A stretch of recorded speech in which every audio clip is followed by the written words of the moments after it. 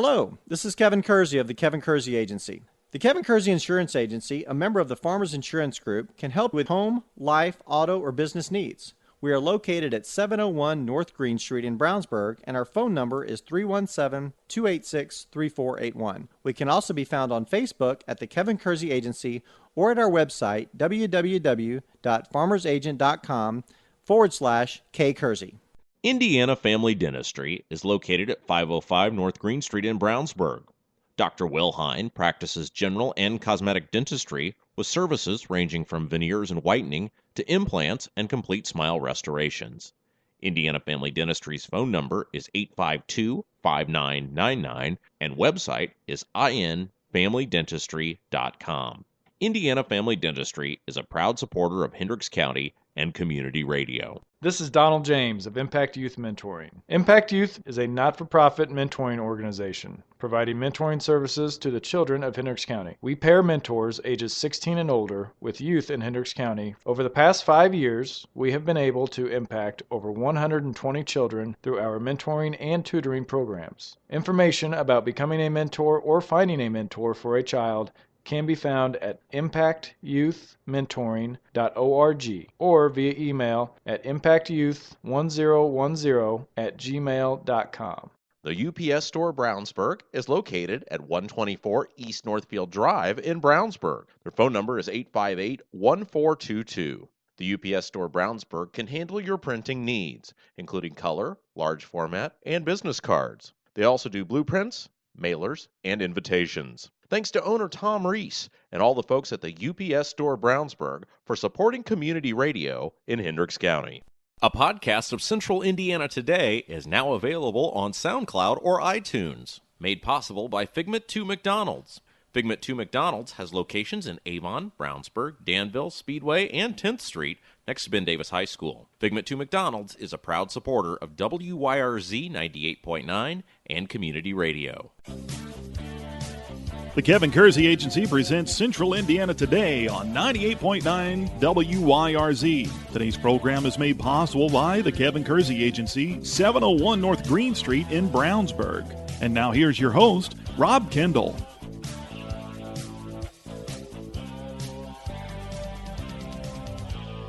Welcome into another edition of Central Indiana Today here on 98.9 WYRZ. I'm Rob Kendall. Thanks for joining us.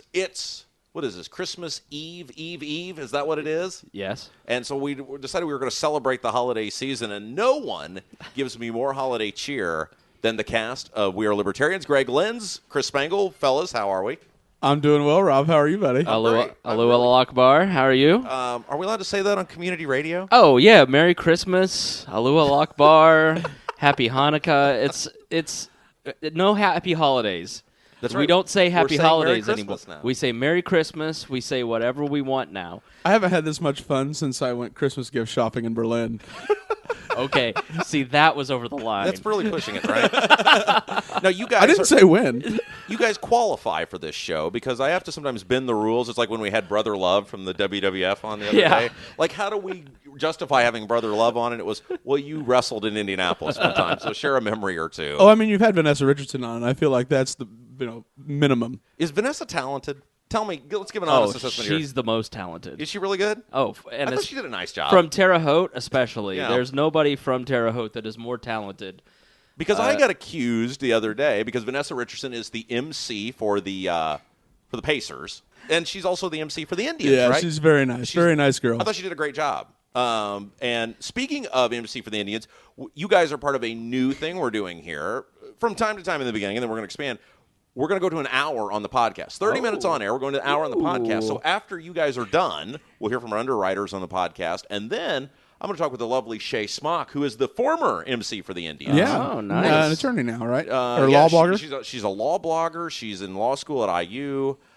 And today we're going to talk about, she's really into metal detectors. Is she? Yeah, she She a 70-year-old man. That's her hobby. At Jupiter, she takes Florida. A metal detector. I've not ever seen her. I'm guessing she's beautiful. She would be a great Mrs. Spangle. I'm looking for a third ex-wife, so Who is the second? That's to be determined, ladies. Oh, I thought I missed one. I was So like, anyway, when we get done here today, and we'll remind you that you can always head over to SoundCloud and iTunes and hear the extended podcast presented by McDonald's. You download the show right to your smartphone or tablet. It was actually inspired by you guys. That's why we're on SoundCloud and iTunes. I told you a year and a half ago that you needed to have a podcast feed. It's nice that you finally listened to me. Yes, and we got so many listeners. The catering at Central Indiana today is second to none. exquisite. The frozen strawberry lemonade is not in season now, but in the summertime you've got to try it. All right, so remind everybody what you guys do. What We Are Libertarians. Well, jihad. It's a political jihad on the political structure of Indiana and the nation. We are podcasters, writers, political commentators. We, from a libertarian point of view, and we're independent of even libertarians because we're told all the time how much they hate us. Everyone hates you guys. Everyone hates us, which means you're doing something right. Since the election of Donald Trump, I have been called a Trump lover, alt-right, a Clinton lover, a disgrace to the libertarians, a racist, pinko liberal commie. a communist. And you ran the Libertarian Party, right? From 2008 to 2012, I was the executive director of the state You party. were part of the most successful libertarian campaign ever. Rupert's governor, Andy Horning for Senate. Absolutely, yeah. It was the, as I like to refer to it, the golden age of the Libertarian Party. Now you, of course, you're big time. You were like me. You got out of the political game, and you're now Tom Griswold's right-hand man at Bob and Tom. That's exactly right. But they will not give me an interview with Tom. Well, I have asked 3 times, but they like me to not even associate with them. So let's not mention. Let's not talk about work.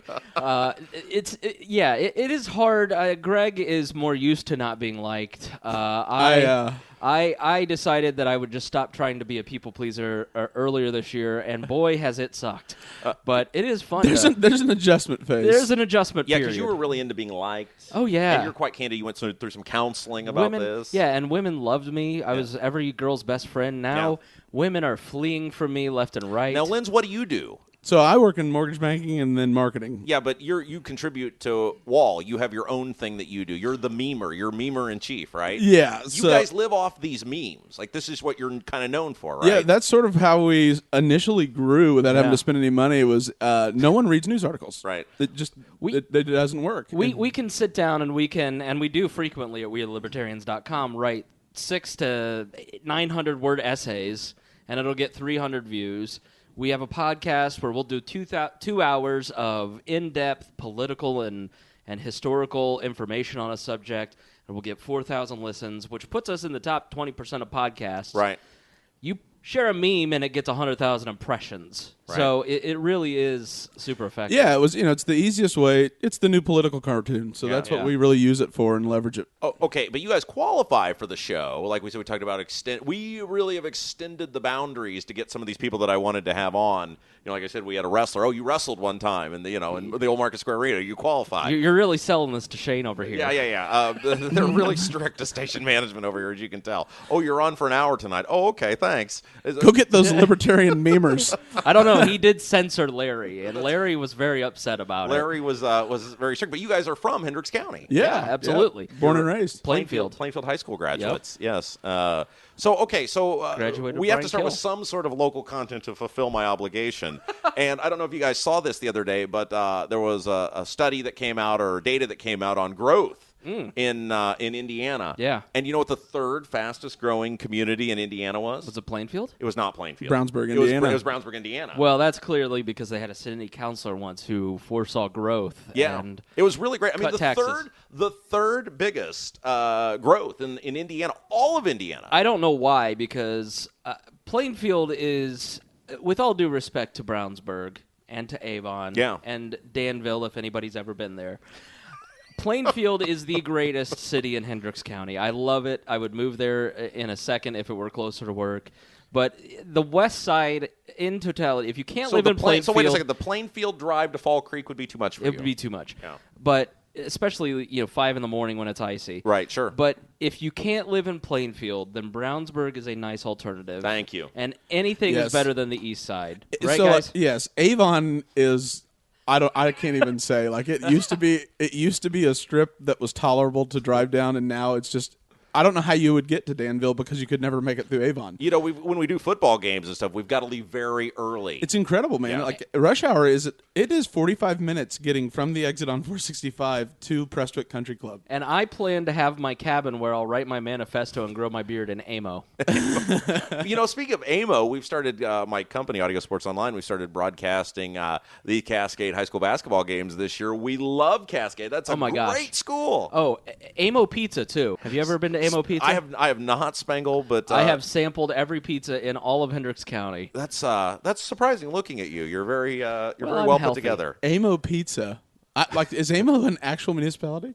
AMO is. Yeah. It's got geographical boundaries and rights and maybe even a utility or two. Does it have a wall? It does not have a wall. I'm not interested in living My there. dad lives in Claremont. He loves it. That's Or great. not Claremont. What's the other one? He out by doesn't know where his Cascade. father lives. There's a very close relationship with It's it. down 40. It's Coatesville? Coatesville. Yeah, that's where he lives at. The Clayton Cafe. He lives in Clayton. Close relationship with his father. The Clayton Cafe. Have you ever been to the Clayton Cafe? Not. Oh, it's Rob. amazing how much you know about Rob. the western part of The of food Hendricks County. in the food in Clayton. If you're gonna eat somewhere, Now here's my question, Chris, because for years my grandparents lived in Terre Haute. You ever and so been to Cartersburg, Rob? I've been. We actually were talking about Cartersburg last night. So the great thing about the Cascade games is Cascade's got that old gym, Right. You know, Great gym. where literally Great high school basketball gymnasium. It's phenomenal. But the patrons, the way they've got it set up to broadcast, will literally sit right up next to you because we're on a little perch, but the perch is just right above where the patrons sit.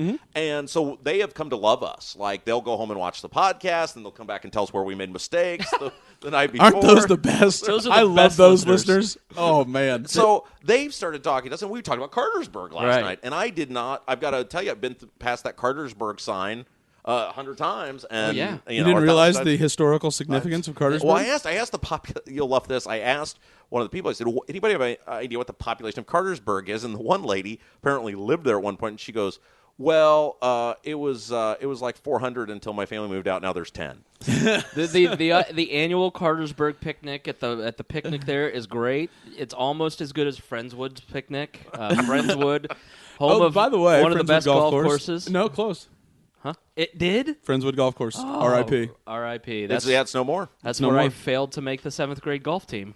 Did you try to do something athletic at some point? Oh, Rob, I was in track and field. I played football. Okay, I played baseball. wait. I was the star center of the 3rd grade basketball team. Time out. Let's introduce the guests again. The We Are Libertarians crew, Chris Spangle and Greg Lenz. We may have a breaking news here that Spangle was involved in athletics at some point.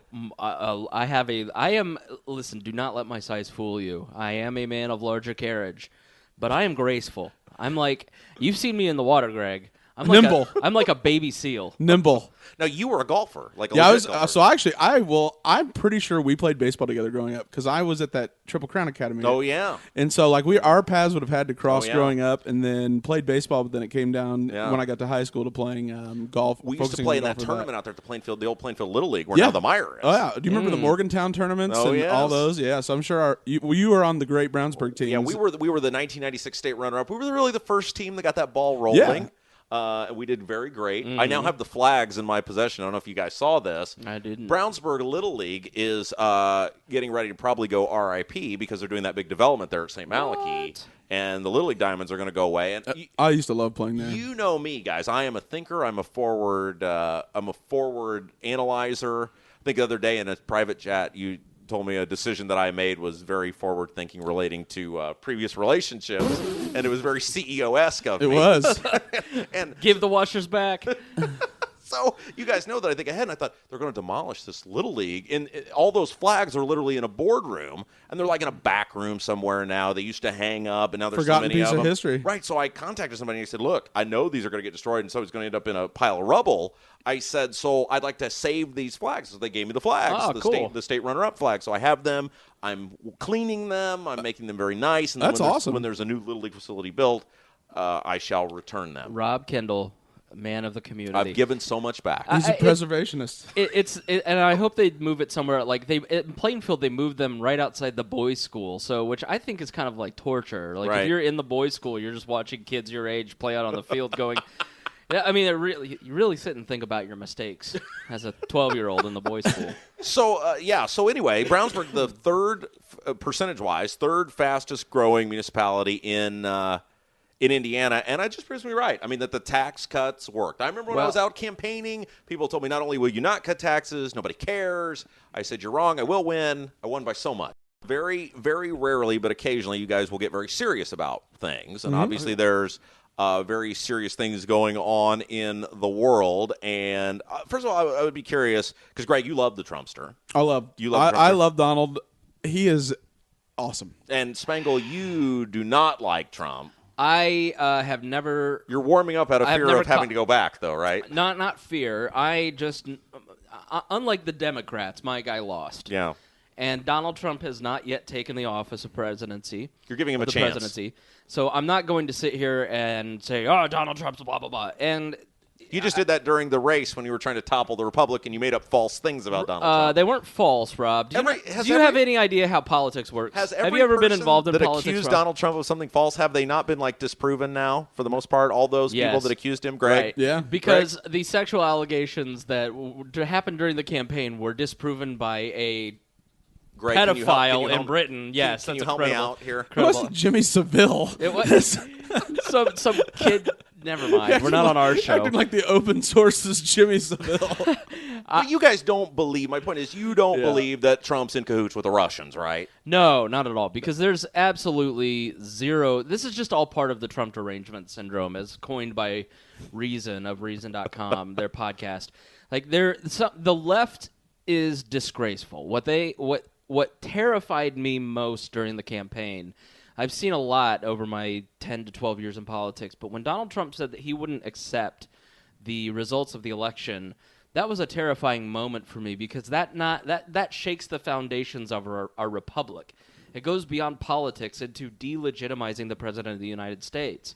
And he won, and Hillary Clinton, who called that statement horrible, has been doing exactly that. And so you have something that cannot be proven.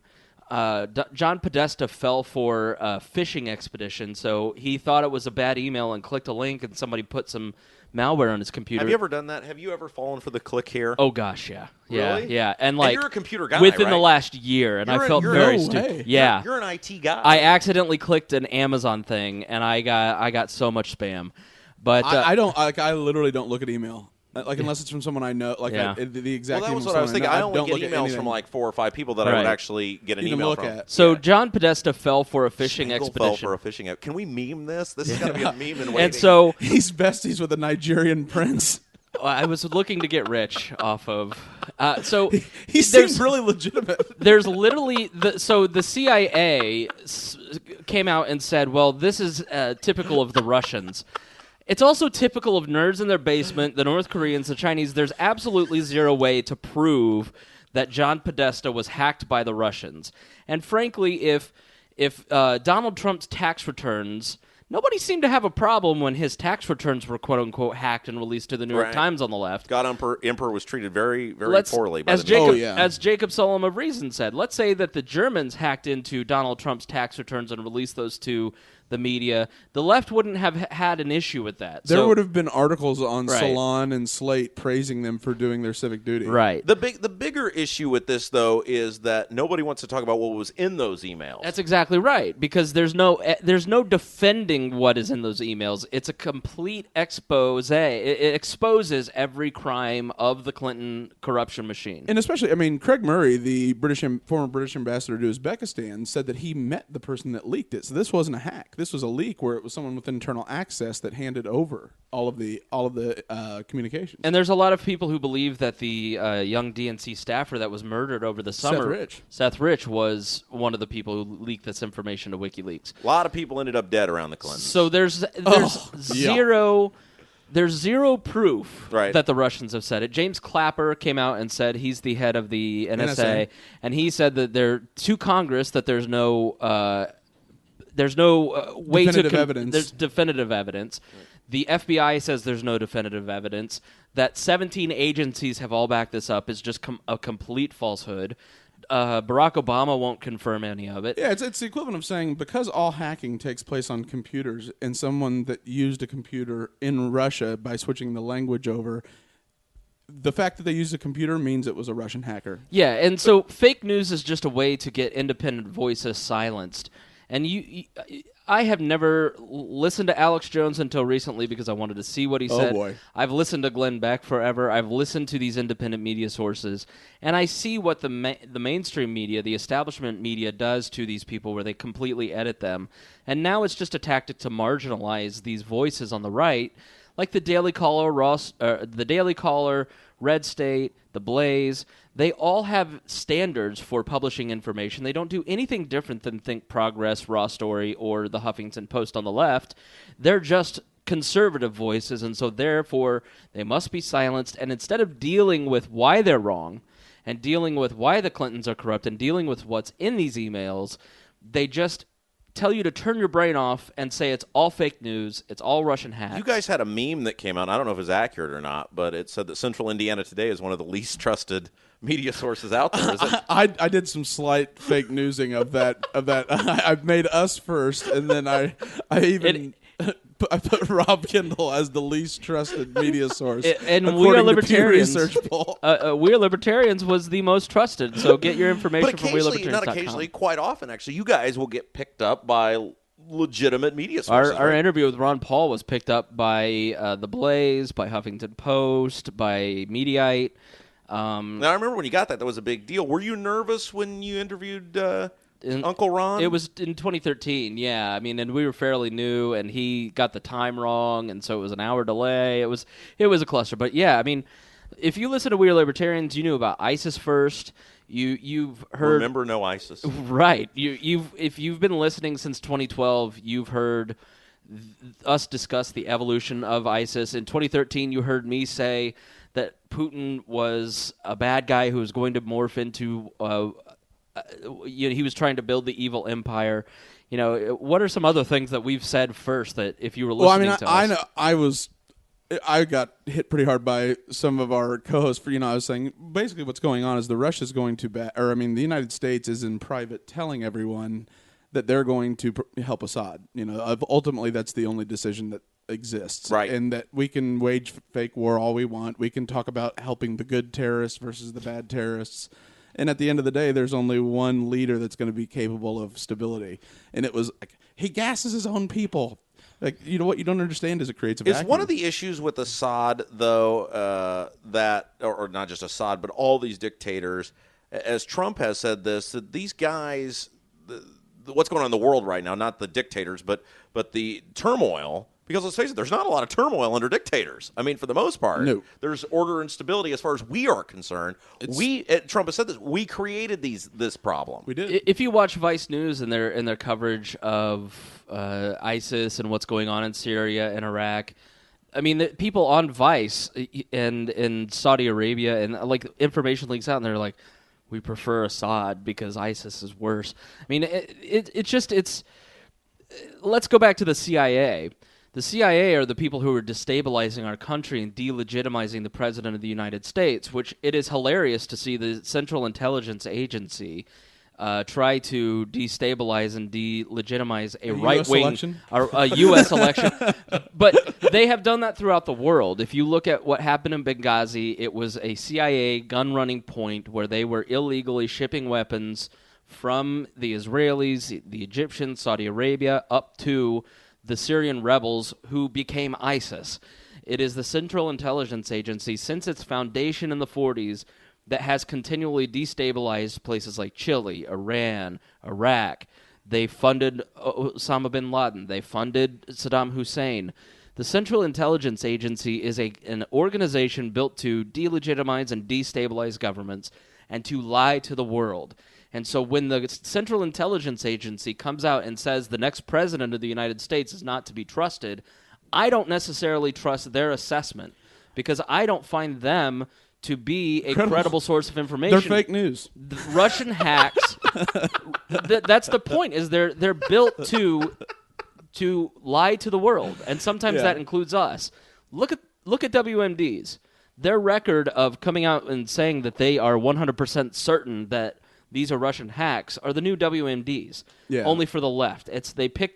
They dropped their signs, walked to the other side of the street, and the left has picked up the right. It's a total role reversal because you now, like you just said, you're now helping someone else who 15 years ago said the CIA, and they were right, is wrong. They're making this up. They're doctoring information. Wanted nothing to do with it. Now they're the grand master of all that's good again for the other side. Yeah, and the only thing, the one small difference about this all is the Electoral College and the popular vote. There's such a large discrepancy between the two. Now, granted, that doesn't change the fact, because I was arguing about a friend of ours.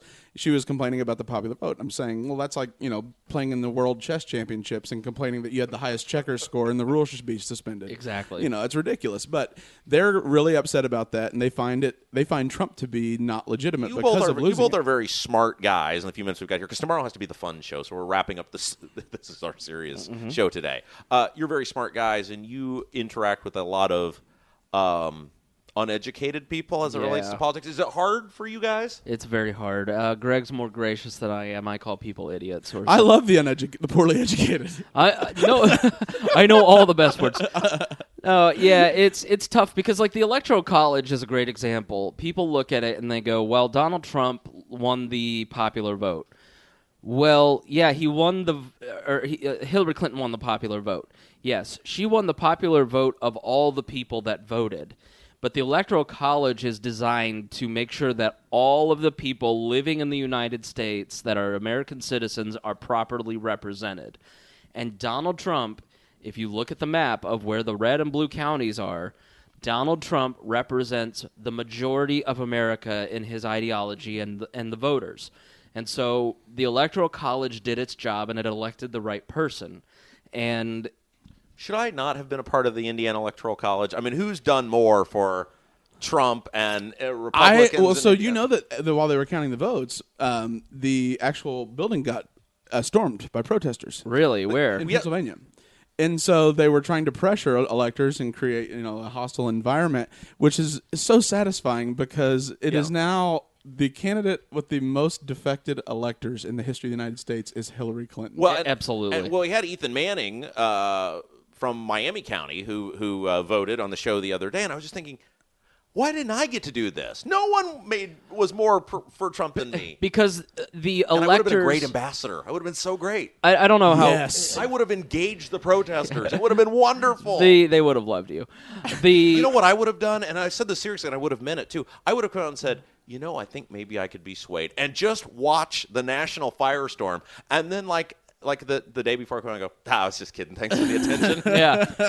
I've been an elector before for the Libertarian Party, and the electors from every party, if you look at the Republican elector list from Indiana, it's all deep political insiders. It's people who have deep influence in every political party. And the Republican Party is a top-down party where it's more control from the top, where the Democrats are more of a coalition party. It's not surprising that no Republicans really defected and that more Democrats defected because they're more unruly as a party. Would it not have been the greatest heel turn of all time if I had been an elector and then defected to Hillary Clinton? The Trump guy defects Hillary Clinton at the electoral. That would have been an act of war. Would Vince McMahon not have eaten that up and said, let's sign that guy? This is a guy that we need. He's the kind of forward thinker the WWE needs. It's interesting, though, that Linda McMahon gets picked. I'm very excited. And she's going to be a wonderful small business administration. Yeah, she grew a small business into a mega multi-corporation. And, the backlash to her was incredible. Yeah. It has been nothing but outright just crucifixion of most of his picks, and it's totally unjustified. All right, so that is going to wrap it up for today's show. Chris and Greg are going to be back with us tomorrow night. Now, I'm going to do this, and station management may make me cut it out, but I don't think so because they like me. They like what I do. You can hear me. You can hear me twice tomorrow. Tomorrow, Friday night. Boy. You can hear me twice. You can hear me at 6 on WIBC. And then you can hear me at 7 with you guys. So it's like when Rick Rude showed up on Monday Night Raw and Nitro on the same night. Those were the days. Yep. So anyway, if you're listening on air, we want to thank you for joining us today. Don't forget, you can check out a podcast of anything you've heard right here today anytime you want. We're on SoundCloud and iTunes. Just search Central Indiana Today. Download the show right to your smartphone or tablet. If you're listening on the podcast, you're going to listen on the podcast, stick around. We've got a second part of our podcast coming up in just a moment with former MC for the Indianapolis Indians, the wonderful Shay Smock. She's great. Very, very entertaining. Maybe not as entertaining as you guys, but close. Not nearly as good looking either. That's true. So thank you for joining us today. Until next time, I'm Rob Kendall saying have yourself a great evening. You've been listening to the Kevin Kersey Agency presents Central Indiana Today on 98.9 WYRZ. Made possible by the Kevin Kersey Agency, 701 North Green Street in Brownsburg. An archive of today's program can be heard at our website, wyrz.org. Tune in next time for another edition of the Kevin Kersey Agency presents Central Indiana Today with your host, Rob Kendall. A podcast of Central Indiana Today is now available on SoundCloud or iTunes. Made possible by Figment 2 McDonald's. Figment 2 McDonald's has locations in Avon, Brownsburg, Danville, Speedway, and 10th Street next to Ben Davis High School. Figment 2 McDonald's is a proud supporter of WYRZ 98.9 and Community Radio. Hello, this is Kevin Kersey. Since 1968, our family has been helping customers with their insurance needs. We provide insurance coverage for life, home, auto, and recreational vehicles. We are located at 701 North Green Street in Brownsburg, and our phone number is 317-286-3481. The Kevin Kersey Agency can also be found on Facebook at The Kevin Kersey Agency or at our website, www.farmersagent.com/kkersey. The Kevin Kersey Agency is a member of the Farmers Insurance Group. The UPS Store Brownsburg is located at 124 East Northfield Drive in Brownsburg. Their phone number is 858-1422. The UPS Store Brownsburg can handle your printing needs, including color, large format, and business cards. They also do blueprints, mailers, and invitations. Thanks to owner Tom Reese and all the folks at the UPS Store Brownsburg for supporting community radio in Hendricks County. This is Donald James of Impact Youth Mentoring. Impact Youth is a not-for-profit mentoring organization, providing mentoring services to the children of Hendricks County. We pair mentors ages 16 and older with youth in Hendricks County. Over the past 5 years, we have been able to impact over 120 children through our mentoring and tutoring programs. Information about becoming a mentor or finding a mentor for a child can be found at impactyouthmentoring.org or via email at impactyouth1010@gmail.com. Indiana Family Dentistry is located at 505 North Green Street in Brownsburg. Dr. Wilhine practices general and cosmetic dentistry with services ranging from veneers and whitening to implants and complete smile restorations. Indiana Family Dentistry's phone number is 852-5999 and website is infamilydentistry.com. Indiana Family Dentistry is a proud supporter of Hendricks County and Community Radio.